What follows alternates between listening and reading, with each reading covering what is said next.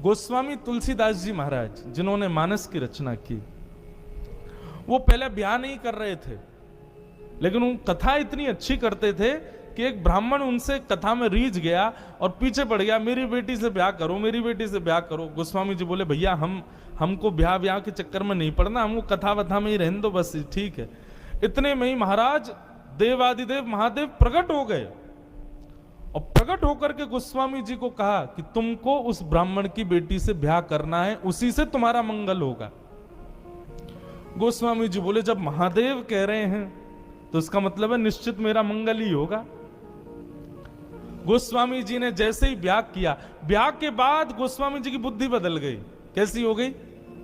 राम जी की जगह पत्नी में ही आसक्त हो गए। अब तो 24 घंटा उसी को निहारना, उसी को देखना। कथा कहीं होती तो बस यूं रहता कब पूरी हो, मैं जाऊं और अपनी पत्नी से मिलूं। इतना प्रेम अपनी पत्नी से करते। लेकिन बंधुओं, शास्त्र आज्ञा करता है अति सर्वत्र वर्जयेत, अति हर चीज की बुरी होती है। पहले तो अच्छा लगता था गोस्वामी जी की पत्नी को, बाद में उसको चिढ़ होने लगी। बोले 24 घंटा मुझे ही देखते रहते हैं, इनको बस मैं ही चाहिए। एक दिन छोड़ छाड़ के मायके चली गई। रात्रि में सोए थे गोस्वामी जी, उठ करके देखा तो देखा पत्नी है नहीं। व्याकुल हो गए, विरह कातर हो गए, रोने लगे, कहां चली गई। ढूंढते ढूंढते ढूंढते समझ गए जरूर मायके गई होगी अपने। यह भी विचार नहीं किया कि सामने यमुना नदी इतनी गहरी है, इसको पार कैसे करूंगा। कूद गए उसमें, क्योंकि पल्ली पारी ससुराल थे। शव बहता हुआ आया, यह भी विचार नहीं किया कि मरा हुआ शव है, इसका सम्मान करूं। उसी को नाव बना के बह गए। जैसे तैसे गिरते पड़ते अपने ससुराल पहुंचे। पत्नी से जाके बोले तुम मुझे छोड़ के क्यों आ गई। गोस्वामी जी की दीन अवस्था देख करके पत्नी को दया नहीं आई, क्रोध आया। बोले आप प्रेम करते हो मुझसे? बहुत प्रेम करता हूं। अरे मुझसे प्रेम नहीं करते हो, इस हाड़ मांस के पुतले से प्रेम करते हो आप। कल को मेरे प्राण निकल गए तो क्या होगा? बोले मेरे भी निकल जाएंगे। बोले ऐसा प्रेम यदि राम जी से किया होता ना तो आज राम जी मिल गए होते तुमको।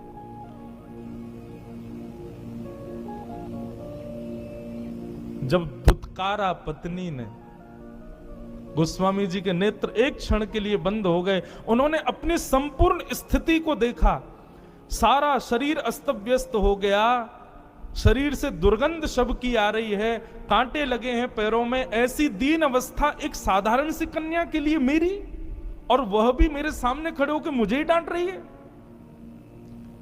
निश्चित है कि यह अवस्था यदि राम जी के लिए हुई होती, इतना व्याकुल, इतनी तड़प राम जी से मिलने के लिए हुई होती, तो निश्चित राम जी मिल गए होते। और बस उसी क्षण गोस्वामी जी निकल गए और चित्रकूट के घाट पर भई संतन की भीड़, तुलसीदास चंदन घिसे तिलक तिलक करें रघुवीर। राम जी से मिले। अब यहां पर प्रश्न यह उठता है कि महादेव ने प्रकट होकर क्यों कहा कि तुम ब्याह करो। हम लोग जन्म पत्री मिलवाते हैं, ब्राह्मणों से पूछते हैं कि भाई लाला हमारे बेटा के लिए, बेटी के लिए अच्छा वर वधू होना चाहिए। आप निश्चित एक बात मानिएगा, जन्म पत्री के बाद बेटी लड़का लड़की की बनेगी और उनका जीवन अच्छा चलेगा तो समझो ये सामान्य बात है।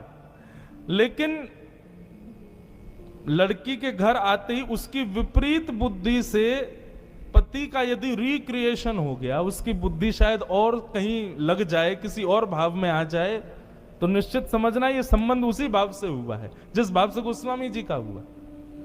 महादेव ने क्यों कहा कि तुम ब्याह करो? क्योंकि महादेव जानते थे जब तक पत्नी की डांट नहीं पड़ेगी तब तक ये राम जी से मिलने के लिए लालायित होगा ही नहीं। इसलिए महादेव प्रकट हुए। एक गांव में एक तत्ववेत्ता रहता था, तत्व चिंतक।